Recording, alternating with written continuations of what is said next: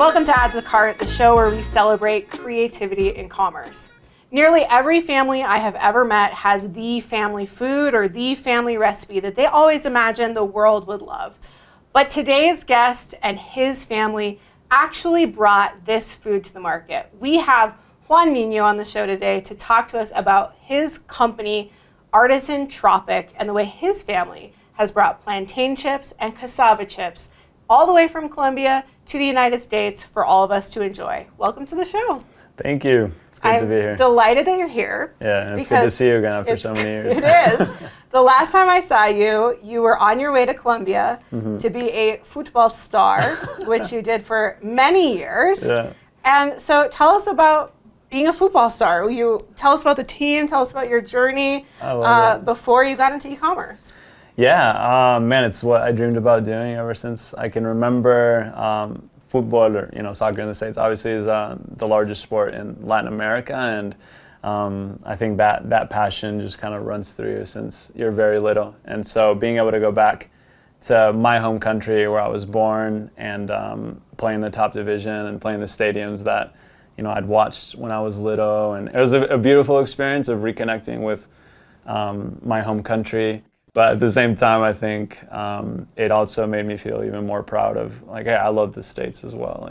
I'm so glad I grew up there. Yeah, what your family has accomplished here since coming here. Yeah, I really admire my parents. My aunt and uncle, Camilo and Margarita, they founded Artisan Tropic, and I remember I had recently arrived to Colombia. I was playing, and I started hearing, especially from my mom, because Margarita and my mom, they're identical twins. I'd heard hey, we call them Cami and Margie. Okay.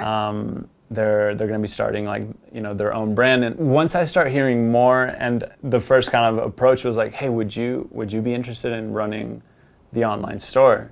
I was like, yeah, sure. Playing professionally, a lot of the afternoons you have time, and so I'm coming home from training, I'm having lunch, maybe taking a nap, and then I'm sitting down on the computer to start processing orders through Shopify for our plantain and cassava strips. So it was, I think, really unique as well, because teammates start hearing about it. And it's just a foreign concept, I think, for a lot of Latin American footballers. Wait, you're working a little bit on the side. It was this... Because it probably didn't need to be, right? Yeah. But you were helping with the family's entrepreneurial vision. It's become a really massive brand. The largest brand, I think, of cassava and plantain chips that you're going to find online. I looked like crazy to find a competitor that was maybe beating Artisan Tropic. I couldn't find anything. But just help people understand, what are cassava, what are plantains, and why are they such a special plant to make these fabulous snacks from? Yeah, I think for pretty much any Latin American, cassava and plantain are a staple part of your diet. And especially in Colombia, most plates have one of the types of those carbohydrates. This is a delicious food. It has some good properties. It's a healthy snack. Obviously, all our products are non-GMO, paleo, vegan, but we're not sacrificing taste and experience. And I think cassava is a wonderful kind of difference maker, because it's the closest you can get to a traditional potato chip, but you have the low glycemic side, which I think is huge, and obviously it's delicious. It seems to me that you haven't had to do a ton of marketing around sort of the traditional strategies. A lot of brands will just go, let's just throw as much money on Facebook and Instagram as possible. Yeah. Your company has taken a slightly different approach. You've used your family's story as a central way to share what are these products and why might you like them. So share a little bit about the process of really you've created a ton of video around the family story. Why did you choose video as the path for telling your family story? My cousin, Maka, who she's been our marketing director since the beginning of the company, starting in 2019, we kind of sat down, we brainstormed, and she was like, I think we really need to focus in video. Let's find ways to make people feel connected not only to our brand, but to us. How can we be more personable, approachable, and to Colombia? Because we think that's something very neat about our product. It's not just hey, it's made in Colombia, we're exporting here, we own the production plant. We are from Colombia. We're there in the farms. 20% of the raw material is coming from our own, company-owned land, and it's the most beautiful farm. Oh my gosh, you have to go in there. I want to come visit, yeah. It's one of the most beautiful regions in Colombia too. It's the coffee region. So I think video is able to capture that a bit more, just deeply and profound and create those connections. And yeah, I think seeing the growth without having just gone in and been like, let's just throw a ton of cash at Instagram ads, Facebook ads, Google ads, whatever it might be.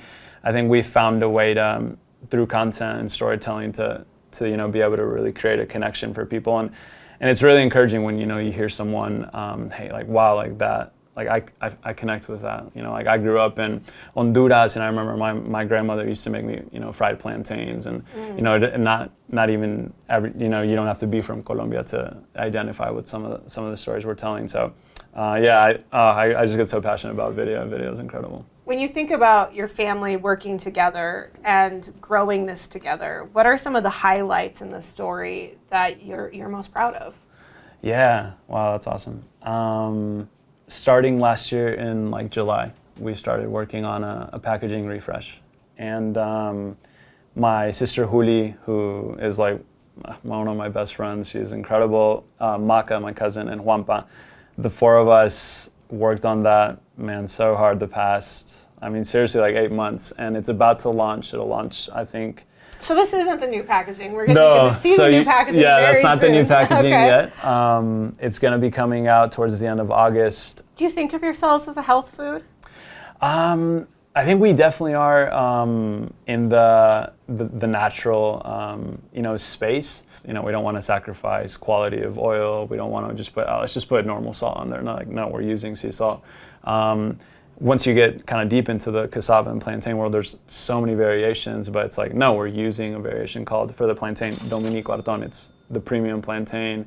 It's never been genetically modified.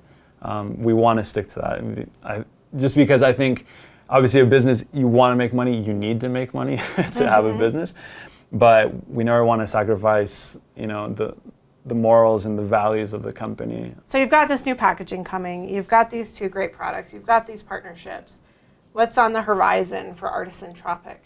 Essentially, there's been huge shortages of food in Colombia, of the raw materials especially. There's been a lot of rain. So the tropical region gets a lot of rain, but like an incredible amount of rain.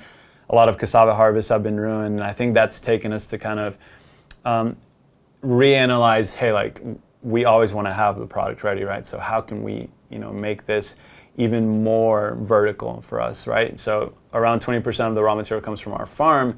We depend 80% on local farmers, but now there's kind of the project of like, we love regenerative agriculture. We really want to not only sustain the soil and the planet, but we want to regenerate it. We want to bring back biodiversity to that coffee region. We want our farms to be just these beautiful kind of agroforests, if you will. I think it's a matter of time before 100% of the production is completely vertical, and the product is, coming from a soil that's being regenerated, absolutely zero chemical toxins or any sort of fertilizers that aren't organic. I feel like we're at this awkward spot of like, Artisan isn't a small brand anymore. Like, there's just no way around that.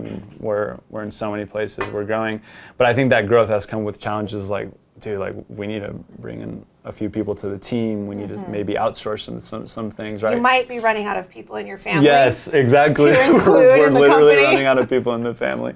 So I think all of that is exciting, and I think a big part of what you asked is what's coming new is we definitely are going to be launching some new products soon.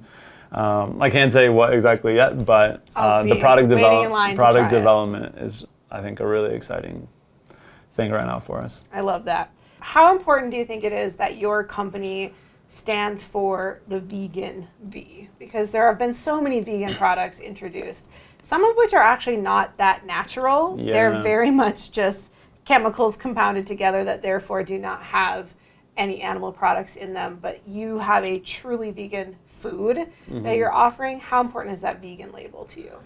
I think it's very important. A big part of our demographics are people that are vegan, and they're looking for, I love what you mentioned. They're looking for a product that is actually healthy for their body, because there can be so many things that are vegan, they are, but it doesn't necessarily mean it's going to be nutritious and beneficial to your body. It can have a bunch of preservatives and a bunch of chemicals that aren't going to be helping your body. So no, it's important. I mean, the fact that we're paleo, that we're non-GMO, vegan, gluten-free is important, and it's going to continue to be an essential part of our products. And how much do those identifiers help you attract the right customer, do you think?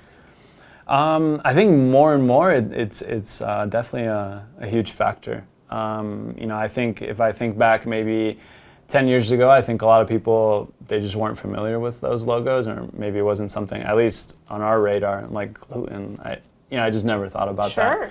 But more and more, I think there's a growing awareness. And unfortunately, especially in the States, there's been so many genetic modifications to food. And you're starting to see the results of that. A lot of autoimmunities.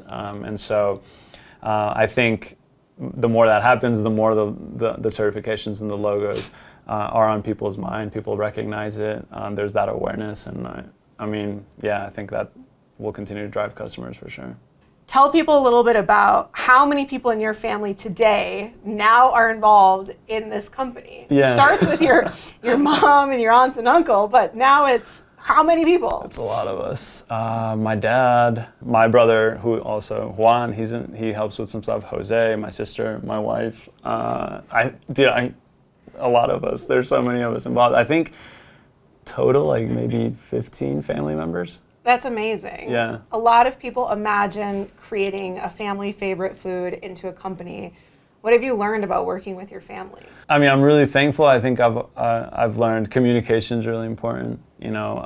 Communicating clearly as well, like, whose role applies to certain situations. I think having that clear from the start is really helpful. It avoids having issues. But I think, thankfully, we're all understanding. I think we're all pretty patient and I think kind of easygoing, that I think it makes it easy. But yeah, I think the communication has been key of just having healthy boundaries as well. My mom's always the one that's like, if we go visit her after work and I'm like, Mom, and she's like, it's 5 p.m.